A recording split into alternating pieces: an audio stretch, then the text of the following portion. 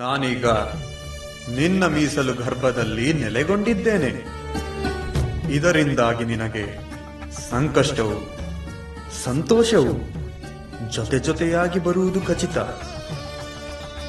ಅಂಜದೆ ಅಳುಕದೆ ಎರಡನ್ನೂ ಸಮಚಿತ್ತದಿಂದ ಸ್ವೀಕರಿಸು. ಲೋಕ ಕಲ್ಯಾಣದ ಕಾಯಕವೆಂದು ಭಾವಿಸು. ನಿನಗೆ ಶಕ್ತಿ ನೀಡಲು ಮುಕ್ತಿ ನೀಡಲು ಸದಾ ನಾನು ನಿನ್ನೊಂದಿಗಿರುತ್ತೇನೆ. ಶುಭಮಸ್ತು. ಶಿವಪ್ಪ,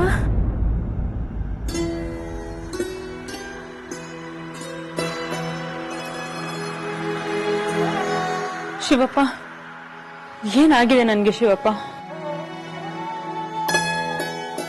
ಮಾವನ ಹಣ್ಣು, ಮಗು, ಬಲ್ಗಡೆ ಪ್ರಸಾದ.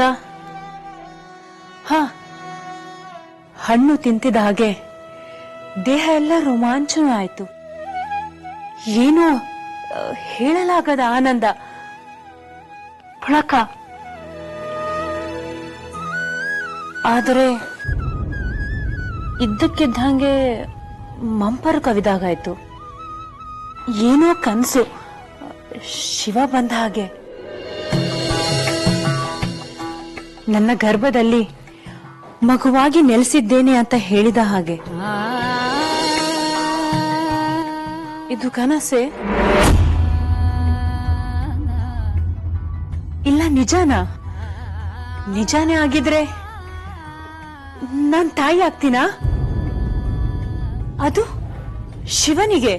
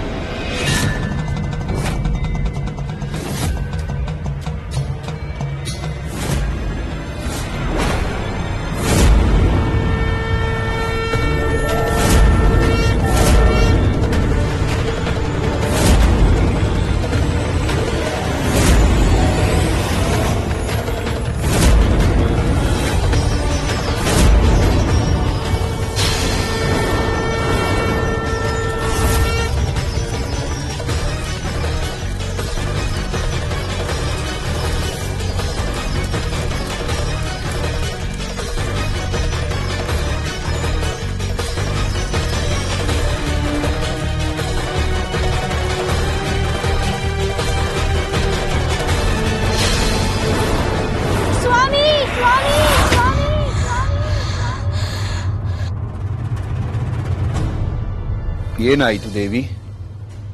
ಕನಸು ಪ್ರಭು, ಭಯಂಕರವಾದ ಕೆಟ್ಟ ಕನಸು ಬಿತ್ತು. ನಿಮಗೆ ಒಳ್ಳೆಯ ಕನಸು ಬೀಳುವುದೇ ಇಲ್ಲವೇ ದೇವಿ? ಯಾವಾಗ ನೋಡಿದರೂ ಭಯ, ಕನಲಿಕೆ, ಆತಂಕ. ಯಾವಾಗಲೂ ಇಲ್ಲ ಪ್ರಭು.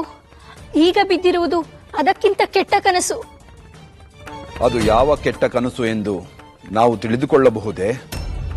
ಅದು ಅದು ಯಾವುದೋ ಗರ್ಭದಿಂದ ಪ್ರಖರವಾದ ಅಸ್ತ್ರವೊಂದು ಶರವೇಗದಲ್ಲಿ ಆಕಾಶ ಮಾರ್ಗವಾಗಿ ಧಾವಿಸಿ ಬರುತ್ತಿದೆ. ನೋಡುತ್ತಿರುವಂತೆಯೇ ಸುಟ್ಟು ಬೂದಿಯಾಗಿ ಹೋಗುತ್ತೀರಿ.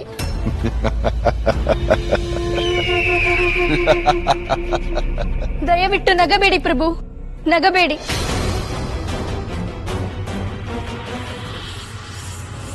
ಸಾಕು ಮಾಡು ನಿನ್ನ ಅಸಂಬದ್ಧ ಮಾತುಗಳನ್ನು. ಈ ಶ್ರವಣ ಚಕ್ರವರ್ತಿಯನ್ನು ಅಗ್ನಿ ಸುಡುವುದಿಲ್ಲ, ಗಾಳಿ ಘಾಸಿ ಮಾಡುವುದಿಲ್ಲ, ಸಿಡಿಲು ಘಾತ ಮಾಡುವುದಿಲ್ಲ, ನೀರು ಮುಳುಗಿಸುವುದಿಲ್ಲ, ಆಯುಧ ಕತ್ತರಿಸುವುದಿಲ್ಲ.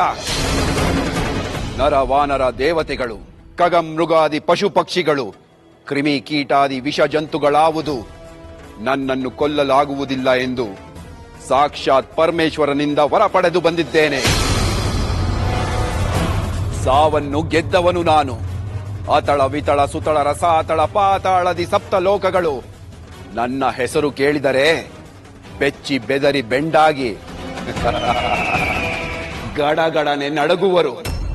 ಎಲ್ಲ ಗ್ರಹಗಳು ನನ್ನ ಕಾಲ ಕೆಳಗೆ, ಎಲ್ಲ ದೇವತೆಗಳು ನನ್ನ ಅರಮನೆಯ ಸೆರೆಮನೆಯಲ್ಲಿ ಕಾಳು ಹೆಕ್ಕುವ ಕೋಳಿಗಳಂತೆ ಕೂಳಿಗಾಗಿ ಬಿದ್ದಿರುವಾಗ ನಿನಗಿನ್ನೂ ಈ ಪತಿಯ ಸಾವಿನ ಭಯವೇ? ಭಯ ನಿಮ್ಮ ಪರಾಕ್ರಮದ ಬಗೆಗಲ್ಲ ಪ್ರಭು, ಸಂಭವನೀಯ ಸಂಚುಗಳ ಬಗ್ಗೆ. ಶತ್ರುಗಳಿಗೆ ಸಿಂಹ ಸ್ವಪ್ನವಾದ ಈ ಶ್ರವಣ ಚಕ್ರವರ್ತಿಯ ಸತಿಯಾದ ನಿನಗೆ ಭಯವೆಂಬ ಭಾವನೆಯು ಸುಳಿಯಕೂಡದು. ಚಿತ್ರಗುಪ್ತ! ಯಾಕ್ ಶಿವಪ್ಪ, ನೆಮ್ಮದಿಯ ವಿಷಯ ಹೇಳಿದೆ, ಆದರೆ ನಿದ್ದೆಗೆ ಭಂಗ ಆಗ್ತಾ ಇದೆ.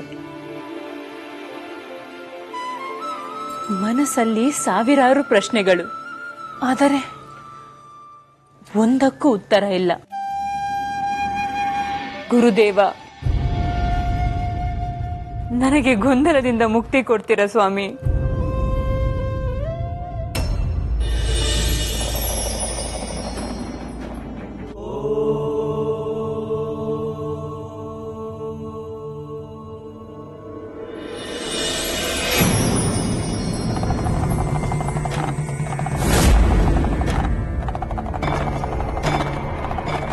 ಗುರುದೇವ,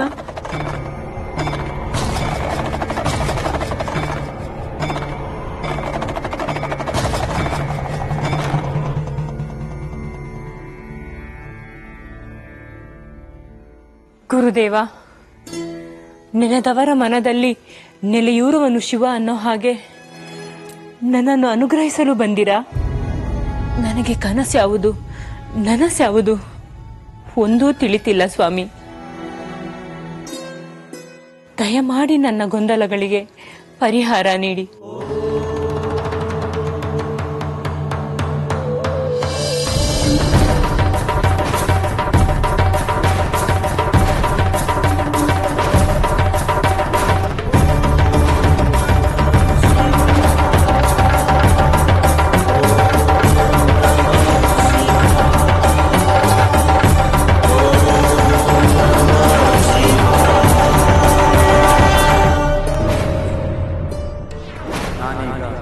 ನಿನ್ನ ಮೀಸಲು ಗರ್ಭದಲ್ಲಿ ನೆಲೆಗೊಂಡಿದ್ದೇನೆ. ತಾಯಿ, ನಿನಗೆ ಶಿವನ ಸಾಕ್ಷಾತ್ಕಾರವಾಗಿದೆ. ನೀನು ಕಂಡದ್ದು ಭ್ರಮೆಯಲ್ಲ, ಸತ್ಯ. ನಿನ್ನ ಭಕ್ತಿ ಫಲ ನೀಡಿದೆ, ನಿನ್ನ ನಂಬಿಕೆ ಕೈ ಹಿಡಿದಿದೆ. ಧರ್ಮ ನಶಿಸಿ ಅಧರ್ಮ ವಿಜೃಂಭಿಸಿದಾಗಲೆಲ್ಲ ಲೋಕ ಕಲ್ಯಾಣಾರ್ಥವಾಗಿ ಆ ಶಿವನು ನಾನಾ ಹೆಸರುಗಳಿಂದ ಈ ಭೂಮಿಗೆ ಆಗಮಿಸುವುದು ಒಂದು ನಿರಂತರ ಕ್ರಿಯೆ. ಈಗ ಕಲಿಯ ಅಟ್ಟಹಾಸ ಮಿತಿ ಮೀರಿರುವುದರಿಂದ ಅವನನ್ನು ಕಟ್ಟಾಳಲು ಆ ಶಿವನು ನಿನ್ನ ಮೀಸಲು ಗರ್ಭದಿಂದ ಜನಿಸಲು ನಿರ್ಧರಿಸಿದ್ದಾನೆಂದು ನನಗೆ ಭಾಸವಾಗುತ್ತಿದೆ. ಶಿವ, ಎಂತ ಮಾತಾಡ್ತಿದ್ದೀರ ಗುರುಗಳೇ? ನನ್ನಂತ ಸಾಮಾನ್ಯ ಹೆಣ್ಣಿನ ಗರ್ಭದಲ್ಲಿ ಪರಶಿವನೇ? ಹಾಗೇಕೆ ಹೇಳುತ್ತಿರುವೆ ಮಗಳೇ? ಪ್ರತಿಯೊಂದು ಹೆಣ್ಣಿನ ಗರ್ಭವು ಪವಿತ್ರ ದೇಗುಲವೇ. ದೇಗುಲದೊಳಗಿನ ಪ್ರತಿಯೊಂದು ಜೀವಾತ್ಮವು ಪರಮಾತ್ಮನೇ. ನಮ್ಮ ಆಚಾರ ವಿಚಾರಗಳು ಸಂಸ್ಕಾರ ಸಂಸ್ಕೃತಿಯಿಂದಷ್ಟೇ ದಾನವತ್ವ ದೈವತ್ವಗಳ ಅಂಕುರವಾಗುವುದು. ಗುರುಗಳೇ, ನಿಮ್ಮ ನುಡಿಯಂತೆ ನನ್ನ ಮಡಿಲು ತುಂಬಿದರೆ ಇಷ್ಟು ವರ್ಷಗಳಿಂದ ಬಂಜೆ ಬಂಜೆ ಅನ್ನೋ ಮಾತು ಕೇಳಿದ ನನ್ನ ಮನಸ್ಸು ನಿರಾಳವಾಗುತ್ತದೆ. ತಾಯಿ ಅನ್ನೋ ಶ್ರೇಷ್ಠ ಪದವಿಯ ಪಡೆದು ಧನ್ಯಳಾಗುತ್ತೇನೆ ಸ್ವಾಮಿ. ಕರುಣಾಮಯನಾದ ಶಿವನು ಕಣ್ತೆರೆದಾಯಿತು ಮಗಳೇ. ನೀನು ತಾಯಿಯಾಗುವುದು ಶತಸಿದ್ಧ. ಆದರೆ ನಾನು ನುಡಿದಂತೆ ನಿನಗೆ ಮಗುವಾದರೆ ನಾನು ಕೇಳಿದ್ದನ್ನು ಕೊಡುವೆಯಾ?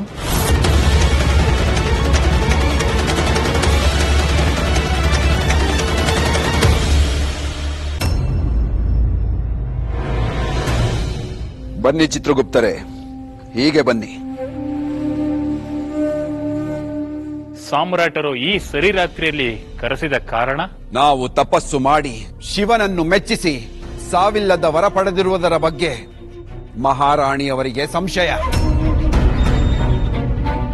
ಕನಸಿನಲ್ಲಿ ಯಾವುದೋ ಗರ್ಭದಿಂದ ಅಸ್ತ್ರವೊಂದು ಹೊರಟಿತಂತೆ. ಅದು ಬಂದು ನಮ್ಮನ್ನು ಮುಟ್ಟಿ ಬೆಂಕಿಯ ಜ್ವಾಲೆಯಾಗಿ ನಮ್ಮನ್ನು ಸುಟ್ಟು ಹಾಕಿತಂತೆ.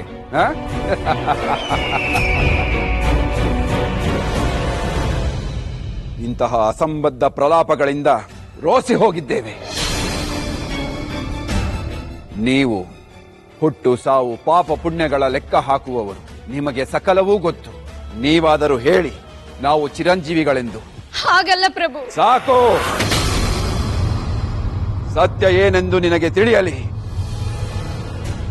ನೀವು ಹೇಳಿ ಚಿತ್ರಗುಪ್ತರೇ.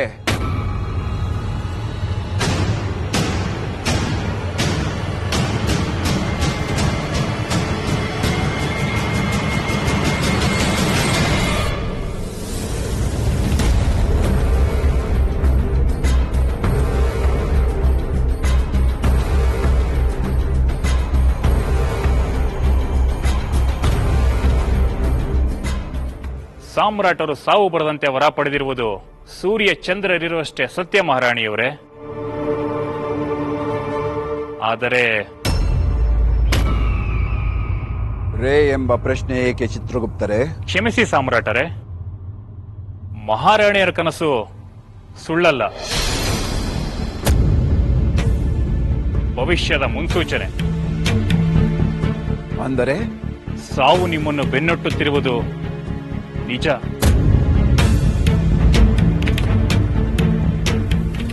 ಏನಂದಿರಿ? ಪರಮೇಶ್ವರನು ನಿಮ್ಮ ಸಂಹಾರಕ್ಕಾಗಿ ಅವತಾರವೆತ್ತಲು ಉತ್ತರ ದಿಕ್ಕಿನಲ್ಲಿ ಶಿವಶರಣೆಯೊಬ್ಬಳ ಮೀಸಲು ಗರ್ಭದಲ್ಲಿ ಅಂಗುರಗೊಂಡಿದ್ದಾನೆಂದು ನಿಮ್ಮ ಜಾತಕ ಹೇಳುತ್ತಿದೆ.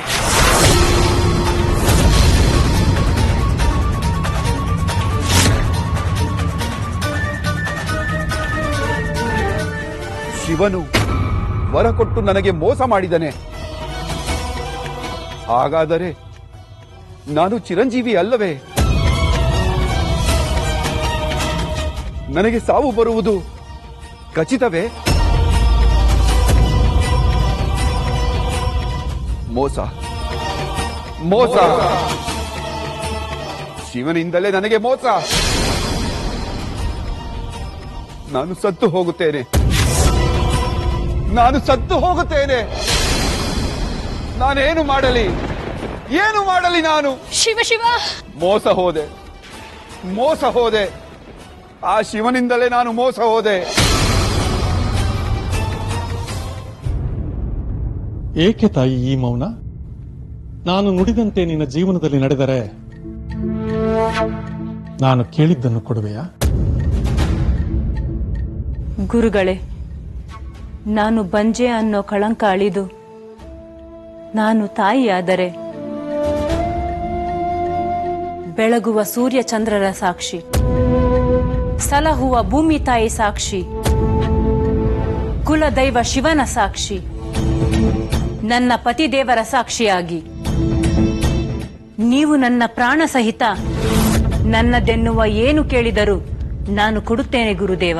ಹರಿದು ಹೋದ ನದಿ, ಬೀಸಿ ಹೋದ ಗಾಳಿ, ಒಮ್ಮೆ ಕರೆದ ಹಾಲು, ಗೂಡಿನಿಂದ ಬಸಿದ ಜೇನು ಮರಳಿ ಹಿಂದೆ ಹೋಗದು ತಾಯಿ. ನೀನು ಕೊಟ್ಟ ಮಾತು ಸತ್ಯವೆಂದು ನಂಬುತ್ತೇನೆ. ನನಗೆ ಬೇಕಾದಾಗ ಬಂದು ಮುತ್ತಿನ ಜೋಳಿಗೆಯೊಡ್ಡಿ ಬೇಕಾದ್ದು ಬೇಡುತ್ತೇನೆ. ನೀಡಲು ಮಾತ್ರ ಹಿಂಜರಿಯಬೇಡ ತಾಯಿ. ಅಗತ್ಯವಾಗಿ ಗುರುದೇವ.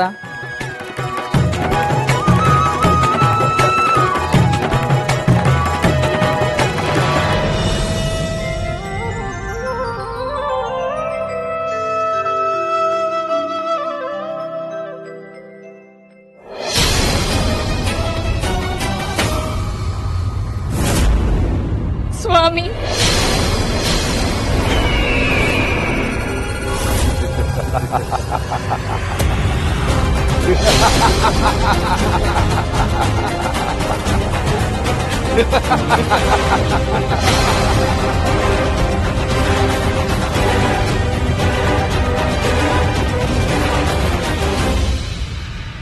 ಏನಾಯ್ತು ಚಿತ್ರಗುಪ್ತರೇ? ಸಾವು, ಸಾವು, ನನಗೆ ಸಾವು, ನನಗೆ ಸಾವು. ಏ ಚಿತ್ರಗುಪ್ತ, ಬಾ ಇಲ್ಲಿ ಬಾ. ಏನಪ್ಪಾ ಶ್ರವಣದೊರೆ, ನನ್ನ ವೃತ್ತಿಗಾದರೂ ಮರ್ಯಾದೆ ಬೇಡವೇ? ಕೊಟ್ಟ ಮರ್ಯಾದೆಯನ್ನು ಉಳಿಸಿಕೊಳ್ಳಲಾರದ ನೀನೆಂತ ಜ್ಯೋತಿಷಿಯೋ? ನಾನು ಕೈಲಾಸಕ್ಕೆ ಹೋದಾಗ ಹೆದರಿ ಹೇಡಿಯಂತೆ ತಲೆ ತಪ್ಪಿಸಿಕೊಂಡ ಆ ಶಿವನು ಅವತಾರ ಎತ್ತುವುದೆಂದರೇನು, ನಮ್ಮನ್ನು ಸಂಹರಿಸುವುದೆಂದರೇನು? ಅವನೇನಾದರೂ ನಮ್ಮ ತಂಟೆಗೆ ಬಂದರೆ ಕೈಲಾಸವನ್ನು ಕುಟ್ಟಿ ಪುಡಿ ಪುಡಿ ಮಾಡುತ್ತೇನೆ. ಎಚ್ಚರ. ಆಯ್ತಪ್ಪ, ದಯವಿಟ್ಟು ನನ್ನನ್ನು ಬಿಟ್ಟು ಬಿಡು. ನಾನು ಸತ್ಯ ಹೇಳಿದ್ದೇ ತಪ್ಪಾಯಿತು. ಯಾವುದು ಸತ್ಯ? ನಾವು ಘೋರ ತಪಸ್ಸು ಮಾಡಿ ವರ ಪಡೆದಿರುವುದು ಸತ್ಯ. ನಾವು ಈ ಭೂಮಿ, ಸೂರ್ಯ, ಚಂದ್ರ, ಆಕಾಶ ಇರುವವರಿಗೂ ಚಿರಂಜೀವಿಯಾಗಿ ಉಳಿಯುತ್ತೇವಲ್ಲ, ಅದು ಸತ್ಯ. ನಮಗೆ ಸಾವಿನ ಭಯ ಹುಟ್ಟಿಸಿ ಹೊಂಚು ಹಾಕಿ ಸಂಚು ಮಾಡಿ ಇಲ್ಲಿಂದ ತಪ್ಪಿಸಿಕೊಂಡು ಹೋಗಲು ಪ್ರಯತ್ನಿಸುತ್ತಿದ್ದೀರಲ್ಲ, ಅದು ಸತ್ಯ.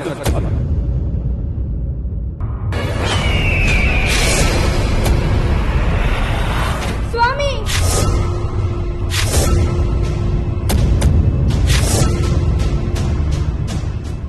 ಹೇಳೋ, ಶ್ರವಣ ದೊರೆಗೆ ಸಾವಿಲ್ಲ ಎಂದು ಹೇಳೋ. ನಾನು ಹೇಳಿದಂತೆ ಹೇಳೋ. ಹೇಳೋ, ಹೇಳೋ. ಶ್ರವಣದೊರೆಗೆ ತಾವಿಲ್ಲ. ಶ್ರವಣ ದೊರೆ ಚಿರಂಜೀವಿ ಎಂದು ಹೇಳು. ಶ್ರವಣದೊರೆ ಚಿರಂಜೀವಿ. ಹೋಗು, ಹೊರಟು ಹೋಗು ಇಲ್ಲಿಂದ.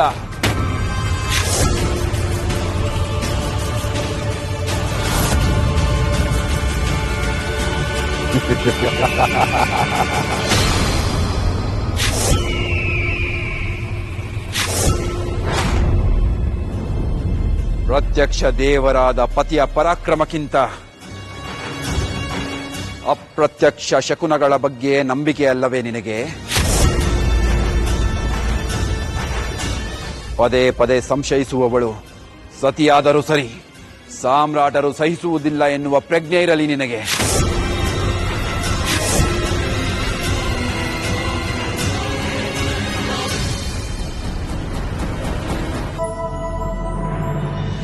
ನಮಸ್ಕಾರ ಅಕ್ಕ ಅವರೇ. ಓ ಮಧುವರ ಸಣ್ಣ, ಕಲ್ಯಾಣದಿಂದ ಯಾವಾಗ ಬಂದ್ರಿ? ಈಗ ತಾನೇ ಚೌಡಯ್ಯನವ್ರ ದೋಣಿ ಇಳಿದು ಮನೆಗೆ ಹೊರಟಿದ್ದೆ. ನಿಮ್ಮನ್ನು ಕಂಡು ಹೀಗೆ ಬಂದೆ. ಅಕ್ಕ ಅವರೇ, ಕಲ್ಯಾಣ ದೇವರು ಸಿಕ್ಕಿದ್ದರು. ಹೌದೇ? ಮಾತಾಡ್ಸಿದ್ರಾ? ಮಾತನಾಡಿಸ್ದೆ. ಏನಂದ್ರು? ಯಾವಾಗ ಬರ್ತಾರಂತೆ? ಸದ್ಯದಲ್ಲೇ ಬರ್ತಾರಂತೆ. ನಿಮ್ಮನ್ನ ತುಂಬಾ ನೆನ್ಸ್ಕೊಂಡ್ರು. ಹೌದೇ? ಏನಂದ್ರು? ಶರಣರು ಸಂಸಾರಕ್ಕೆ ಅಂಟಿಯೂ ಅಂಟದಂತಿರುತ್ತಾರೆ ಎಂದು ಕೇಳಿದ್ದೆ. ಆದ್ರೆ ಕಲ್ಯಾಣ ದೇವರು ಸದಾ ಶಿವನ ಧ್ಯಾನದಲ್ಲಿದ್ದರೂ ಅವರ ಮನಸ್ಸು ಮಾತ್ರ ಮಡದಿಯ ಸುತ್ತ ಸುತ್ತುತ್ತಿರುವಂತಿದೆ. ನಿಮ್ಮನ್ನು ಒಂಟಿಯಾಗಿ ಬಿಟ್ಟು ಬಂದ ಬಗ್ಗೆ ತುಂಬಾ ಪೇಚಾಡಿಕೊಂಡ್ರು. ಶಿವ ಶಿವ, ಅವರ ಧ್ಯಾನ ಸಾಧನೆಗೆ ನನ್ನ ಮೇಲಿನ ಮೋಹ ಅಡ್ಡಿಯಾಗಬಾರದೆಂದು ಮನಸ್ಸನ್ನು ಕಲ್ಲು ಮಾಡಿಕೊಂಡು ಮೌನಳಾಗಿದ್ದೆ. ದಂಪತಿಗಳೆಂದರೆ ನಿಮ್ಮಂತಿರಬೇಕು ಅಕ್ಕ, ಒಬ್ಬರನ್ನೊಬ್ಬರು ಬಿಟ್ಟು ಕೊಡದವರು. ಸರಿ, ನೀವು ಕಲ್ಯಾಣಿಗೆ ಹೊರಟಿರುವಂತಿದೆ. ನೀವಿನ್ನು ಹೊರಡಿ, ನಾನು ಬರುತ್ತೇನೆ.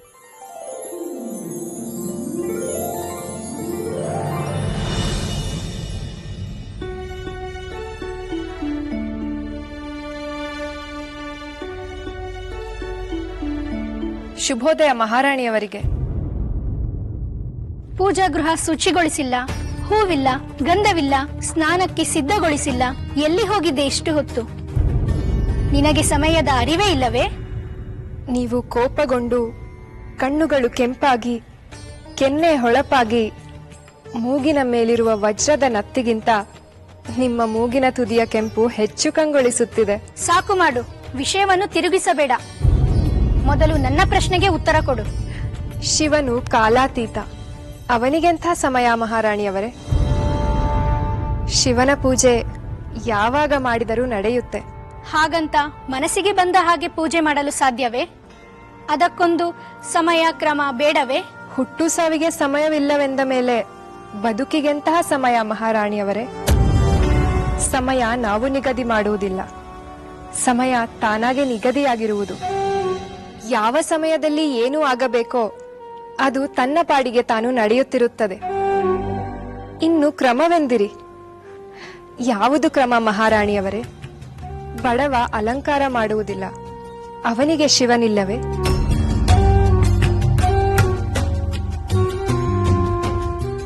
ಕುರುಡನಿಗೆ ಆಕಾರವೇ ಕಾಣುವುದಿಲ್ಲ, ಅವನಿಗೆ ಶಿವನಿಲ್ಲವೇ? ಮೂಗ ಮಂತ್ರ ಹೇಳುವುದಿಲ್ಲ, ಅವನಿಗೂ ಶಿವನಿಲ್ಲವೇ? ಅಷ್ಟಕ್ಕೂ ನಿಮ್ಮ ಪತಿಯನ್ನೇ ಕೇಳಿ ನೋಡಿ ಮಹಾರಾಣಿಯವರೇ. ವರ್ಷಾನುಗಟ್ಟಲೆ ಶಿವನನ್ನ ಕುರಿತು ತಪಸ್ಸು ಮಾಡಿ ಆ ನನ್ನ ಶಿವನನ್ನೇ ಒಲಿಸಿಕೊಂಡರಲ್ಲ, ಅವರು ದಿನ ಸ್ನಾನ ಮಾಡಿ ಪೂಜೆ ಅಲಂಕಾರ ಇವುಗಳನ್ನೇ ಮಾಡಿಕೊಂಡು ಕುಳಿತಿದ್ದರೇನು? ಶಿವನಿಗೆ ಬೇಕಾಗಿರುವುದು ಪೂಜೆಯಲ್ಲ, ಭಕ್ತಿ, ಮಂತ್ರವಲ್ಲ, ಮೌನ,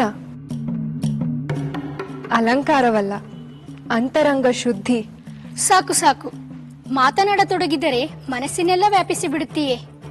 ನೀನೇನು ಮಾತುಗಾತಿಯೋ ಮಾಟಗಾತಿಯೋ ನನಗೊಂದು ಅರ್ಥವಾಗುತ್ತಿಲ್ಲ. ನಾನು ಸಿದ್ಧವಾಗಿ ಬರುತ್ತೇನೆ, ಅಷ್ಟರಲ್ಲಿ ಪೂಜೆಗೆ ಅಣಿ ಮಾಡು ಅಷ್ಟೇ.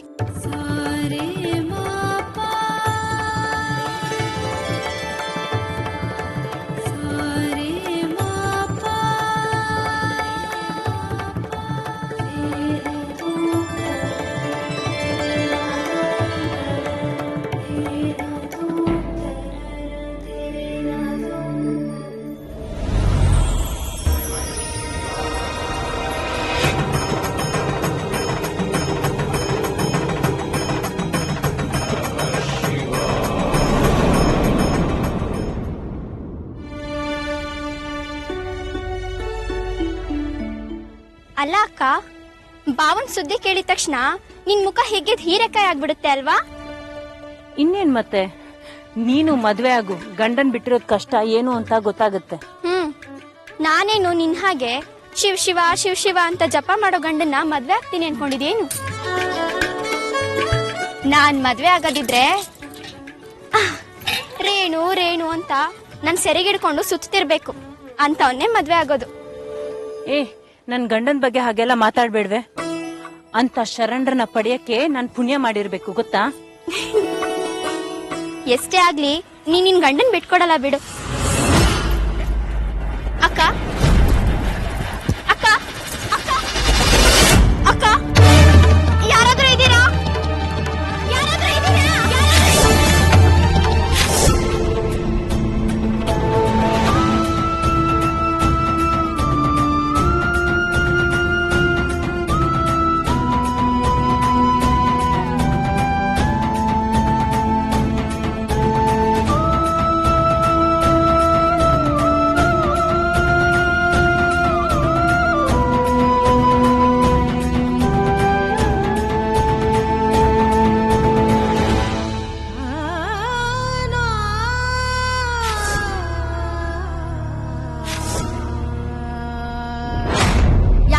ಊರೆಲ್ಲ ಕೇಳೋ ತರ ಕಿರ್ಚ್ಕೊಂಡೆ, ಏನೇ ಆಯ್ತು? ಗೊತ್ತಿಲ್ಲ ಚಿಕ್ಕವ್ವ, ನಾನು ಅಕ್ಕ ನೀರ್ ತರಕ್ ಹೋಗಿದ್ವಿ, ಇದ್ದಕ್ಕಿದ್ದಂಗೆ ಬಿದ್ಬಿಟ್ಲು. ಏನು ಇದ್ದಕ್ಕಿದ್ದಂಗೆ ಬಿದ್ಲಾ? ಪ್ರಜ್ಞೆನೇ ಇಲ್ಲ, ಗಂಡ ಬೇರೆ ಮನೇಲಿರಲ್ಲ, ಊರೂರ್ ಸುತ್ತುತ್ತಿರ್ತಾನೆ. ಇನ್ನಿವಳು ಹಗ್ಲು ರಾತ್ರಿ ಅಂತ ದೇವ್ರು ದೇವ್ರು ಅಂತ ಉಪವಾಸ ಮಾಡ್ತಾಳೆ. ಸುಸ್ತಾಗ್ದೆ ಇನ್ನೇನಾಗುತ್ತೆ? ಉಪವಾಸ ಉಪವಾಸ ಅಂತ ಹೊಟ್ಟೆಗೆ ಶಿಕ್ಷೆ ಕೊಟ್ರೆ ಕರಡು ಕೇಳುತ್ತೆ. ಅರ್ಬುದ ಪಿತ್ತ ಕ್ಷಯ ಅಂತ 106 ಕಾಯಿಲೆಗಳು ಬರುತ್ತೆ. ಆಗ ಯಾವ ದೇವ್ರು ಬಂದು ಔಷಧಿ ಕೊಡಲ್ಲ ಅಲ್ವೇ? ಮತ್ತೆ ನಮ್ ಗುರುಗಳೇ ಬರ್ಬೇಕಾಗತ್ತೆ.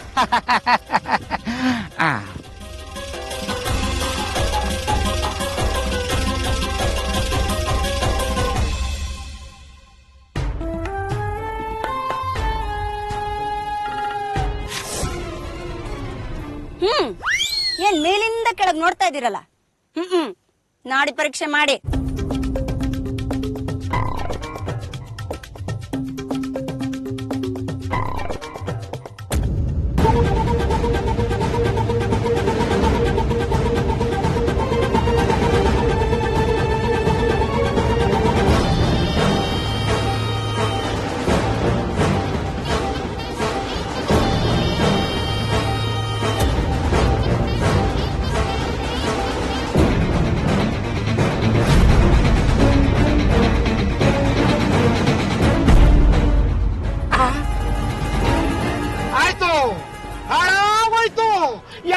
ಏನಾಯ್ತು?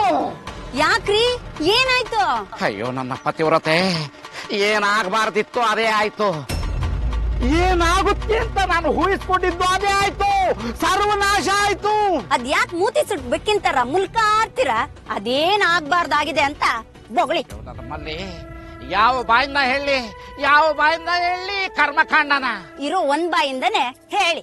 ಮಾಡಿದವರ ಪಾಪ ಆಡಿದವರ ಬಾಯಲ್ಲಿ ಅನ್ನೋ ಹಾಗೆ ಈ ಪಾಪದ ಕೆಲಸನ ನನ್ನ ಬಾಯಲ್ಲಿ ಹೇಳ್ಬೇಕಾದ ಅನಿವಾರ್ಯತೆ ಬಂದಿದೆ.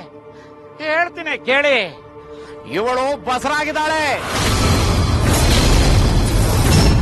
ಈ ಉತ್ತರಾಜಮ್ಮ ಕಳ್ಳ ಬಸರಿಯಾಗಿದ್ದಾಳೆ. ಅಯ್ಯಯ್ಯೋ, ಕದ್ದು ಬಸರಾಗಿದ್ದಾಳ. ಹೌದು ಕಡೆ ನನ್ನ ತಾಯಿ. ಹಿಂದೆ ಉತ್ತಮಾಪುರದಲ್ಲಿ ಇಂಥ ವಿಷಯ ನಡೆದಿಲ್ಲ, ಮುಂದೆ ಕೇಳಲ್ಲ. ಆದ್ರೆ ಏನು ಮಾಡೋದು?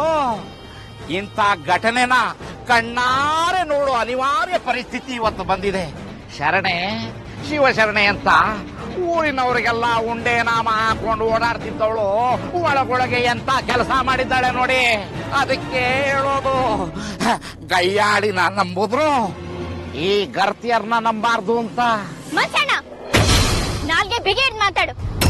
ಅವಳ ಬಗ್ಗೆ ಮಾತಾಡ್ಬೇಕು ಅಂದ್ರೂ ನೀನ್ ನಾಲ್ಗೆ ತೊಳ್ಕೊಂಡ್ ಮಾತಾಡ್ಬೇಕು. ಈ ಕದ್ದು ಹೊಟ್ಟೆ ಬರೆಸ್ಕೊಂಡಿರೋಳ ಬಗ್ಗೆ ಮಾತಾಡೋಕೆ ನಾಲ್ಗೆ ಬೇರೆ ತಿಕ್ಕೋಬೇಕೆ? ಎಲುಬಿಲ್ಲದ ನಾಲ್ಗೆ ಅಂತ ಹೊಲ್ಸ್ ಮಾತಾಡಿ ನೀನ್ ನಾಲ್ಗೆನ ಎಕಡೆ ಮಾಡ್ಕೋಬೇಡ. ನೀನ್ ವೈದ್ಯ ಆದ್ರೆ ನೀನ್ ಹೇಳೋ ಸುಳ್ಳೆಲ್ಲ ನಾವ್ ನಂಬೇಕಾ? ಮುಚ್ಚೆ ಬಾಯಿ. ವೈದ್ಯ ನಾನಾ ನೀನಾ?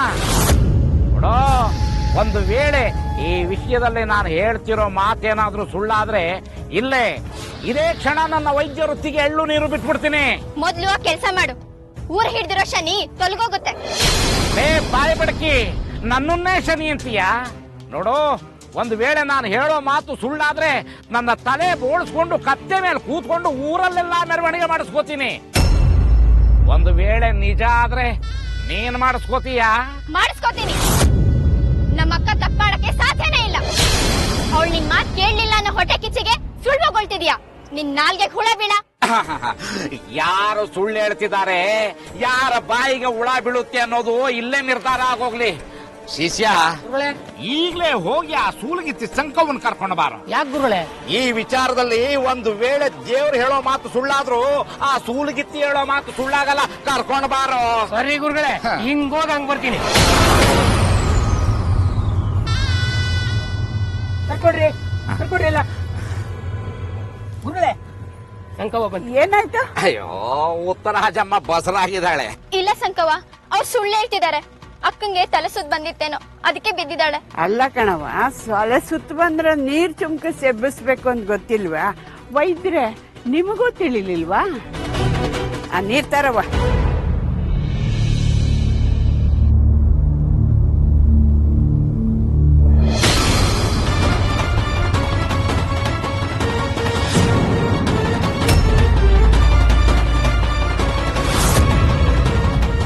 ಏನಾಯ್ತು ನನ್ಗೆ? ಯಾಕೆಲ್ರು ಹೀಗೆ ನಿಂತಿದ್ದೀರಾ? ಏನೂ ಆಗಿಲ್ಲವ, ಗಾಬರಿ ಆಗ್ಬೇಡ. ಯಾಕೋ ತಲೆ ಸುದ್ದಾಗಾಯ್ತು, ಕಣ್ಣೆಲ್ಲ ಕತ್ಲು ಎಲ್ಲೋ ಪಿತ್ತ ಇರ್ಬೇಕು. ಪಿತ್ತ ಅಲ್ಲವ, ನೀನು ಗರ್ಭಿಣಿ ಆಗಿದೀಯಾ. ನೀನ್ ಗರ್ಭಿಣಿ ಆಗಿದೀಯ.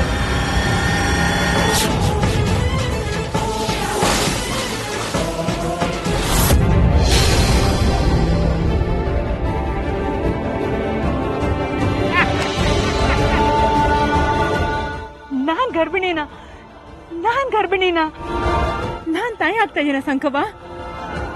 ಶಿವ ಕಣ್ಬಿಟ್ಬಿಟ್ಟ. ನಾನ್ ತಾಯಿ ಆಗ್ತಾ ಇದ್ದೀನಿ. ನಾನ್ ಗರ್ಭಿಣಿ, ನಾನ್ ತಾಯಿ ಆಗ್ತಾ ಇದ್ದೀನಿ. ನೀಲವ, ನಾನ್ ತಾಯಿ ಆಗ್ತಾ ಇದ್ದೀನಿ. ನಾನ್ ಗರ್ಭಿಣಿ ನೀಲವ. ಮಲ್ಲವ, ನಾನ್ ಗರ್ಭಿಣಿ. ಗಂಗವ್ವ, ಕೇಳಿಸ್ಕೊಂಡ್ರ? ನಾನ್ ತಾಯಿ ಆಗ್ತಾ ಇದ್ದೀನಿ.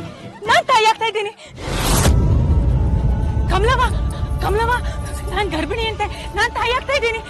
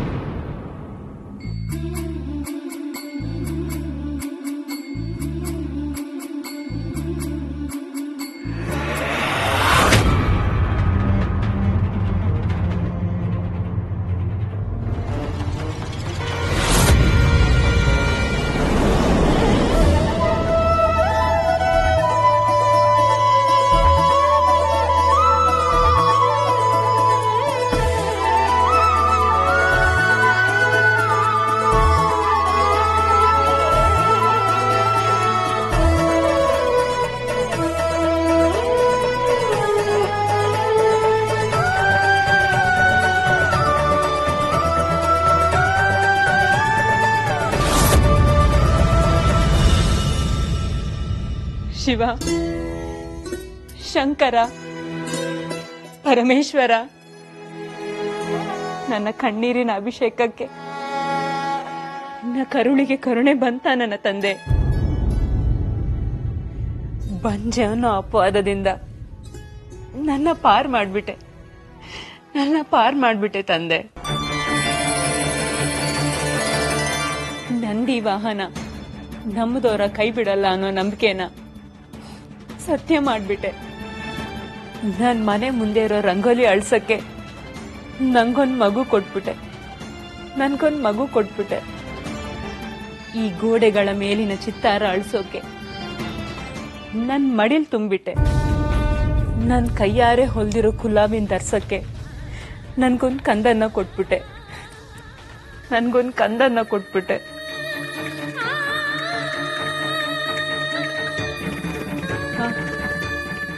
ನನ್ ಸಂತೋಷನ ಹಂಚ್ಕೊಳಕ್ಕೆ ನನ್ ದೇವ್ರು, ನನ್ ಪತಿ ದೇವ್ರು ಇಲ್ವಲ್ಲ ಶಿವನೇ. ಅವ್ರಿದ್ದಿದ್ರೆ ಎಷ್ಟು ಸಂತೋಷ ಪಡ್ತಿದ್ರು, ಎಷ್ಟು ಸಂಭ್ರಮಿಸ್ತಿದ್ರು. ಅವ್ರಿಗೆ ಹೇಗ್ ಹೇಳಿ, ಕಲ್ಯಾಣದವರೆಗೂ ಹೋಗಿ ಹೇಗ್ ಸುದ್ದಿ ತಲುಪಿಸ್ಲಿ? ಶಿವನೇ, ಇದಕ್ ನೀನೇ ದಾರಿ ತೋರಿಸ್ಬೇಕು.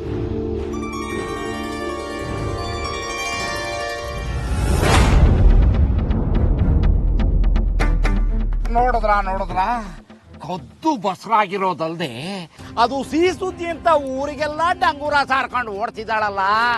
ಇವಳಿಗೆ ನಮ್ಮ ಮಾನ ಇದೆಯಾ, ಮರ್ಯಾದೆ ಇದೆಯಾ, ನಾಚಿಕೆ ಇದೆಯಾ? ಏ ಬಾಯ್ ಬಡಕಿ, ಈಗಲಾದ್ರೂ ಗೊತ್ತಾಯ್ತಾ ಈ ಪಂಡಿತನ ಪರೀಕ್ಷೆ ಏನು ಅಂತ? ಹೀಗೆ ಆಗ್ಬಹುದು ಅಂತ ಅನ್ಕೊಂಡಿದ್ದೆ, ಹಾಗೆ ಆಯ್ತು.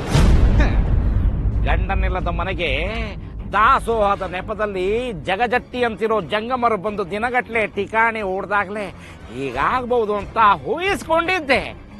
ಊಹಿಸ್ಕೊಂಡಾಗೆ ಆಯ್ತು. ಆದ್ರೆ ಏನು ಮಾಡೋದು? ಶಿವಶರಣೆ ಅಂತ ಊರಿನ ಮಂದಿಗೆಲ್ಲ ಅಡ್ಡನಾಮ ಹಾಕಿ ಕೂತ್ಬಿಟ್ಟಿದ್ದಾಳೆ. ಇಂಥವಳ ಬಗ್ಗೆ ನಾನೇನಾದ್ರೂ ಮಾತಾಡೋಕ್ ಹೋದ್ರೆ ಊರಿನ ಜನ ನನ್ನ ಬಗ್ಗೆ ಏನು ತಪ್ಪಾಗಿ ತಿಳ್ಕೋತಿರೋ ಅಂತ ಬಾಯಿಗೆ ಬಿರಡೆ ಹಾಕೊಂಡು ತೆಪ್ಪಗಿದ್ದೆ. ಈಗ ಸಾಕ್ಷಿ ಸಮೇತ ಸಿಕ್ಕಾಕೊಂಡ್ಲಲ್ಲ ಆ ನಿಮ್ಮ ಅಕ್ಕಾಗೆ ಪುಕ್ಕ. ಈಗೇನ್ ಹೇಳ್ತೀಯ? ಆಡಿದ ಮಾತಿಗೆ ತಕ್ಕನಾಗಿ ತಲೆ ಬೋಳಿಸ್ಕೋತೀಯ, ಕತ್ತೆ ಮೇಲೆ ಕೂತ್ಕೋತೀಯ, ಮೆರವಣಿಗೆ ಮಾಡಿಸ್ಕೋತೀಯ. ಸಾಕ್ ಸುಮ್ನೆ ರೀ. ಪಂಡಿತ್ರೆ, ಹಾಗ್ ಮಾಡ್ಬೇಡಿ. ನೀವ್ ಹಾಗ್ ಮಾಡಿದ್ರೆ ಮುಂದೆ ಇವಳನ್ನ ಯಾರ್ ಮದ್ವೆ ಆಗ್ತಾರೆ? ಅಯ್ಯೋ ಮೂದೇವಿ, ನಿನ್ಗ್ಯಾಕೆ ಬೇಕು ಊರಿನ ಉಸಾಬರಿ?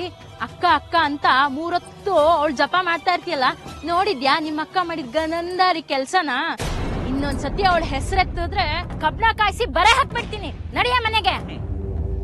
ನಡ್ರಿ, ಇನ್ನೂ ಏನೇನ್ ಗ್ರಾಚಾರ ಕಾದಿದ್ಯೋ ಈ ಊರಿಗೆ, ಕರ್ಮವೇ.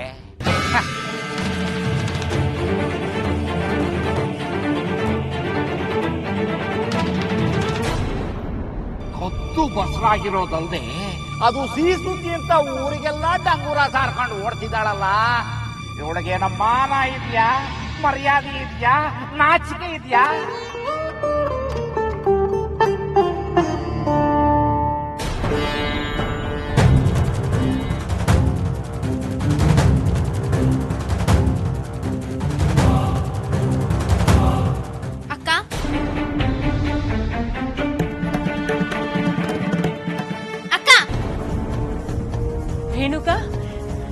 ರೇಣುಕಾ,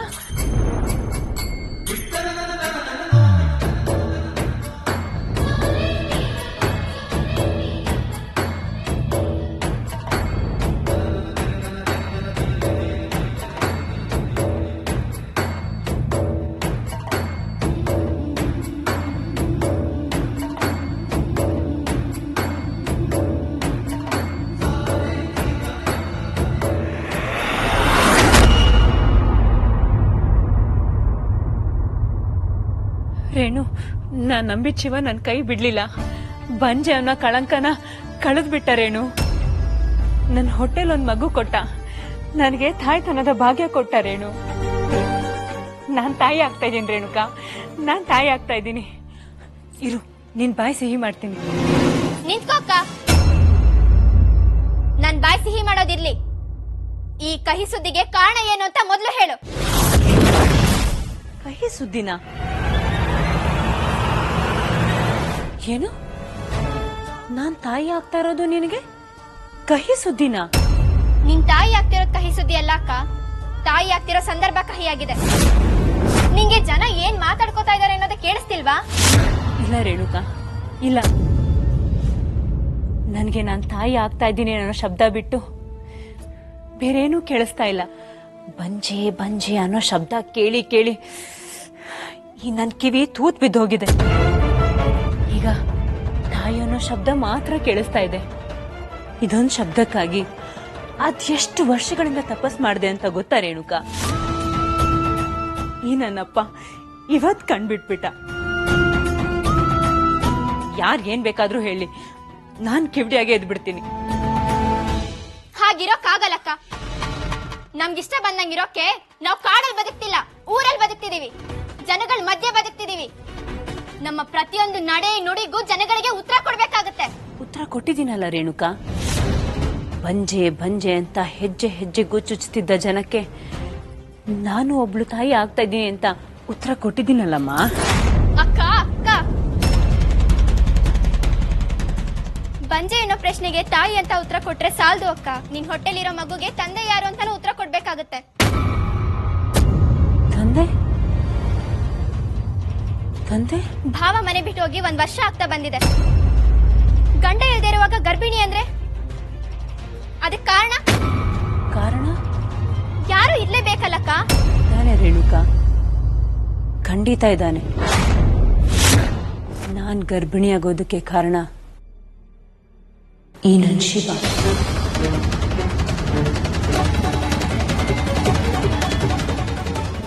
ಕಾರಣನೂ ಅವನೇ, ಕರ್ತೃನೂ ಅವನೇ, ಮಗುನೂ ಅವನೇ, ತಂದೆನೂ ಅವನೇ. ನನ್ ಕನ್ಸಲ್ ಬಂದವನು ಅವನೇ, ಮಾತಾಡ್ದವನು ಅವನೇ, ನನ್ನ ಹೊಟ್ಟೆಲಿ ಮಗುವಾಗಿ ಹುಡ್ತೀನಿ ಅಂದವನು ಅವನೇ. ಹೇಳಿದ ವಚನದಂತೆ ನನ್ನ ಹೊಟ್ಟೆಲಿ ಮಗುವಾಗಿ ಹುಡ್ತಾ ಇದ್ದಾನೆ ರೇಣುಕಾ, ಮಗುವಾಗಿ ಹುಡ್ತಾ ಇದ್ದಾನೆ. ಚೆನ್ನಾಗಿದೆ ಅಕ್ಕ, ಚೆನ್ನಾಗಿದೆ. ನಿನ್ ಮೇಲಿರೋ ಪ್ರೀತಿಗೆ ನೀನೇನೇ ಹೇಳಿದ್ರು ನಾನು ನಂಬೋದು. ಆದ್ರೆ ಈ ಕತೆನ ಜನ ನಂಬ್ತಾರೇನಕ್ಕ?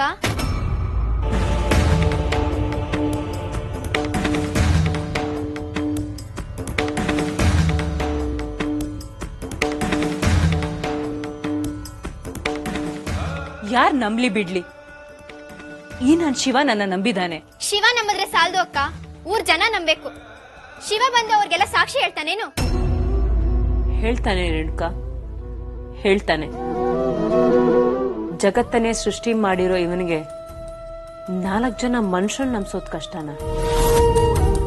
ನೀನ್ ಯಾವ್ದೋ ಭ್ರಮೆಯಲ್ಲಿದ್ಯಾಕ್ಕ. ಈ ಕಲಿಯುಗದಲ್ಲಿ ಶಿವ ಬರೋದು ಅಂದ್ರೇನು, ನಿನ್ ಹೊಟ್ಟೆಲ್ ಮಗುವಾಗಿ ಹುಟ್ಟೋದು ಅಂದ್ರೇನು? ಜನ ಕೇಳಿದ್ರೆ ನಗ್ತಾರೆ.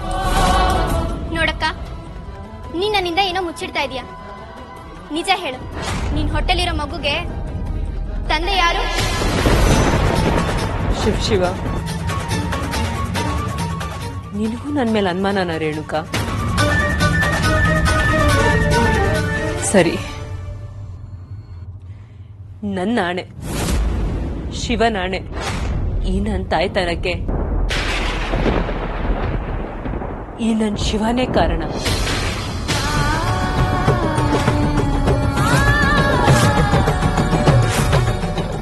ಶಿವ ಶಿವ